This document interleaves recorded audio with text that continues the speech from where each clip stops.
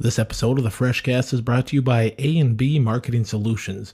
Marketing solutions to help your small business expand its customer base and grow. Follow A&B Marketing Solutions on Twitter at AB_marketing_BJ or AB_marketing_AP for updates as to what we got going on. With A&B Marketing Solutions, it's as easy as A, B, C results. Now let's get this show going.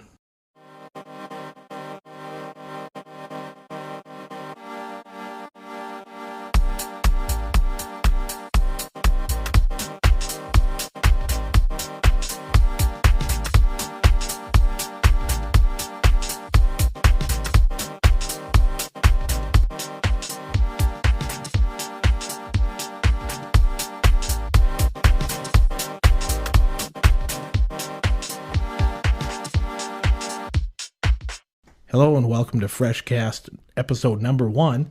I'm Bjorn and I'm here with Billy Fresh, the man himself. This is a podcast basically dedicated to bodybuilding, fitness, and a healthy lifestyle. And we're probably just going to be talking a little smack and give you some information that maybe you can use. Yeah, that's a good start for it.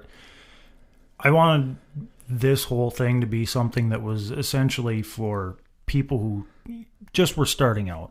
And when I started out, there was no real good information. I guess there was, but to me, there wasn't good information.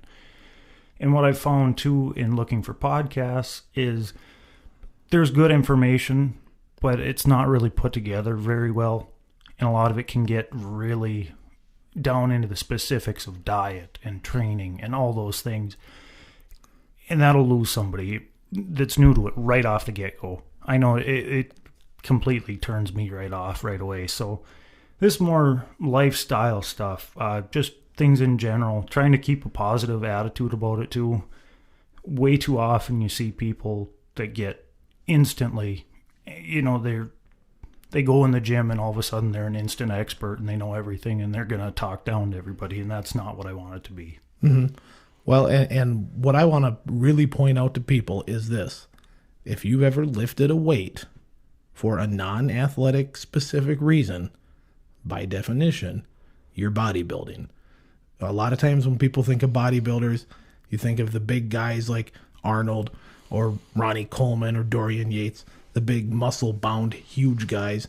And yes, they are bodybuilders, absolutely.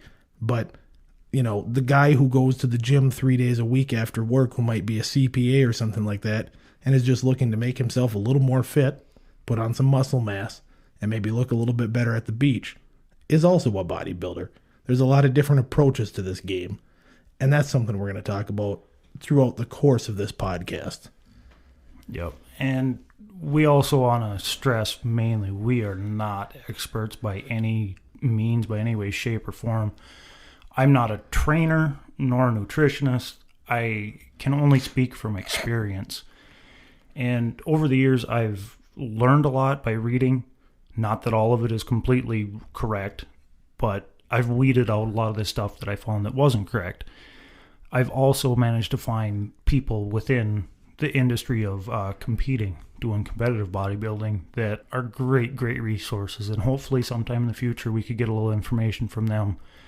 I don't want to completely pick their brains 100% because that's what they make their living off of, is their information. Mm-hmm. But they are great resources. Absolutely.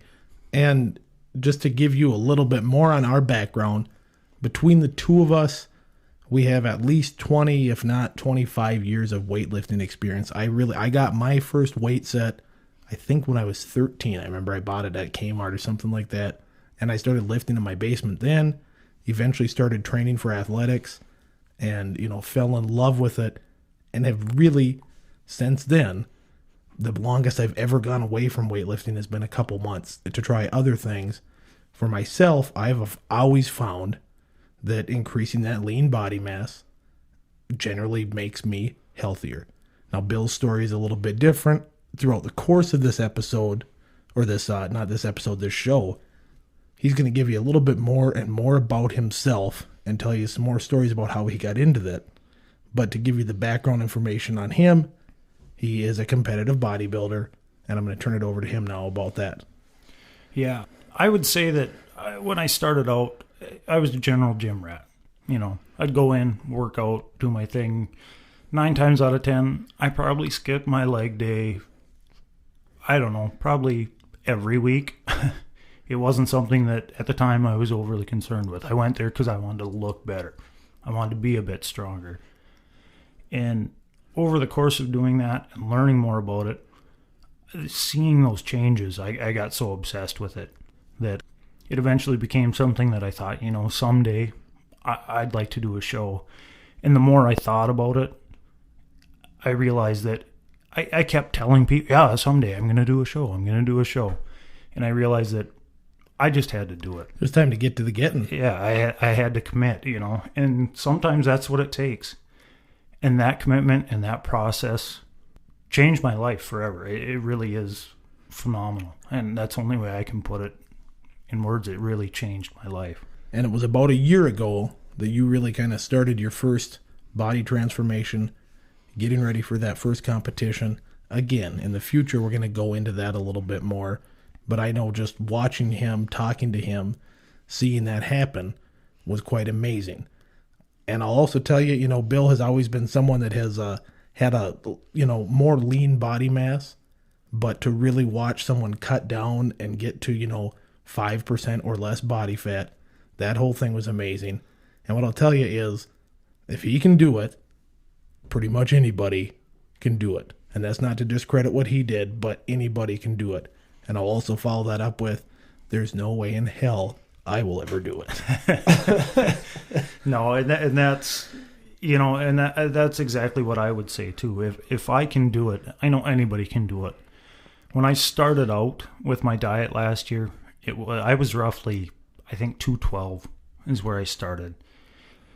And at the time I thought, you know, I was pretty big in my mind. In International Falls, there's not a lot of people that work out, so I was one of the bigger guys in town that worked out. One of the cooler things was taking progress pictures weekly and sending those to my coach back and forth. And to look back at them now, I can look back and go, wow, I was downright pudgy, you know, and it wasn't something that I would say that somebody that size is necessarily pudgy, but in my mind I was. And to, over the course of time, cut down to get down to 169, I think is what it was when I finally weighed in for the show, was unbelievable to me. You know, there are points when you're doing it that you're thinking, there is no way in hell I am ever getting down to that weight. When I first wanted to do it, I thought, well, yeah, I'll compete at, you know, like a light heavyweight or a whatever. And I believe that is... what is that top out at? 205, I think. Yeah. And right off the get-go, the coach told me, oh, no, you'll be a middleweight. And I'm thinking, 189 top? And oh, my, there's no way. There's no, well, or no, 176. 176 point something. I can't remember. I thought there was no way I'd touch that weight. And the fact that I actually came in under it blew my mind. It was really, like I said, it was fun to watch that kind of process go on. And at the end of this episode, we'll give you the Facebook and Twitter and Instagram stuff for Bill again. But just to give it to you right now, where can they find you on Facebook? Bill Schrader. Find him, friend him. You can look at the pictures and really see that transformation. It is fun to look at. How'd that whole thing kind of culminate? How did it end for you?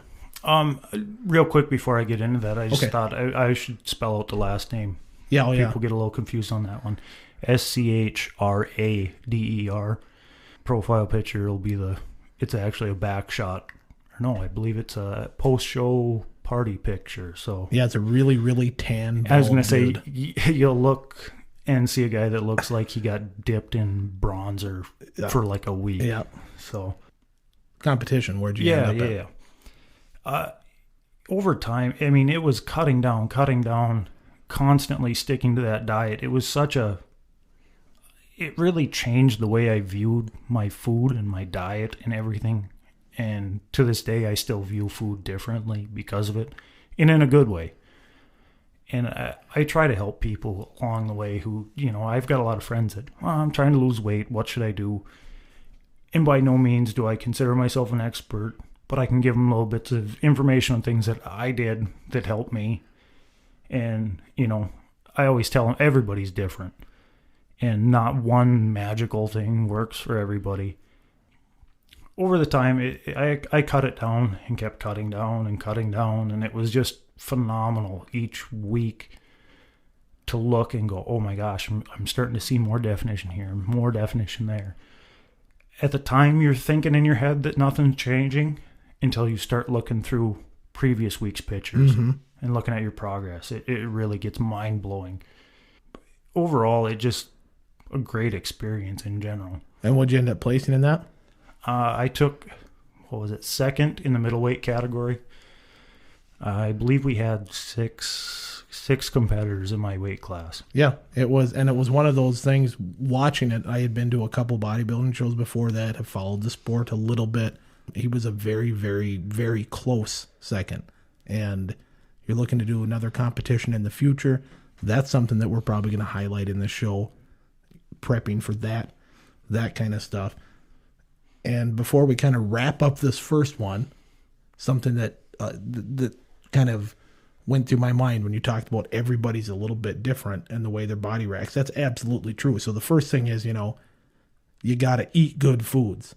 Even if you're not working out, good foods and supplementation are going to take you a long ways. Even without the supplementation, good foods are going to take you a long, long ways. But there's a quote, and it might be a requote from the great Dorian Yates, who basically said, the formula for bodybuilding is proper diet, number 1, genetics, number 2, play into it, number 3, weightlifting, and then recovery. It's something along that lines, and then supplementation is the very last thing. And when he refers to supplementation, obviously, yes, he's talking about steroids. Not everybody in this game does that. Just so you know that, there is all natural. You can go that approach. But there are many different approaches to this game, and that's something that we hope to cover in future episodes. So please tune in for that stuff. Anything you want to wrap up with here, Bill? Yeah, I just wanted to hit on the last thing you talked about on good foods in general, and that's something that goes for everybody. When you're trying to make that body change, a lot of people instantly want to go, well, what can I take to help it along? What supplements, what things? And not saying that supplements aren't a valuable tool and they can't be used, but your diet will make the world of a difference if you clean it up and really watch what you're eating, if you're eating good whole foods and keeping an eye on where your food comes from and where there is the school of thought out there now that if it fits your macros, and I'm not saying that's wrong by any means, but to me overall the way I feel, it depends on where my carbs come from, where my protein comes from. Dairy kills me. I haven't ever been tested, but I can tell from the way I feel when I cut it out. I'm partially lactose. Along with, I know I'm not full-blown gluten, like I can't have it, but I am definitely sensitive. So sticking to your rice, your sweet potatoes, those kind of things, that's where I like to get my carbs from. And it makes me feel better overall. Mm-hmm. And the more you look into it and the more you find out about that stuff, it's amazing how good you can feel. And that's something that I want to share with people over the time and over the episodes, is being able to feel so amazing and so good and you have your energy levels through the roof and feel great about yourself. And those are very, very, very good points. Eating good foods, fueling the machine is going to make you feel better. That's some stuff that you're going to get from this podcast in the future. Maybe some weightlifting advice, maybe some conversations with other guys in the industry, all this kind of stuff and more. If you've made it this far into this thing, we want to thank you for listening. If you do like it, tell your friends, tell all the other gym rats you know to tune in, because we are going to be doing great things over the course of this podcast. And I'm going to leave you with that. Yeah, one last little thing. Billy Fresh 15 on Instagram. I haven't been posting a lot in the last couple months. Last few weeks I've actually picked up. And hopefully with this I will actually continue and keep posting more and more. Thank you very much for listening. So you got his Instagram, Facebook, Billy Schrader or Bill Schrader, Twitter. Do you use Twitter? I haven't used it much. I will be using it a lot more now. Okay. So. If you want to follow me on Twitter, I'm at the Norse, Norse star, all one word. You'll see updates to this podcast and many other things that the North Star Studios have got going on. Thank you for listening, and get out there into the gym and do something.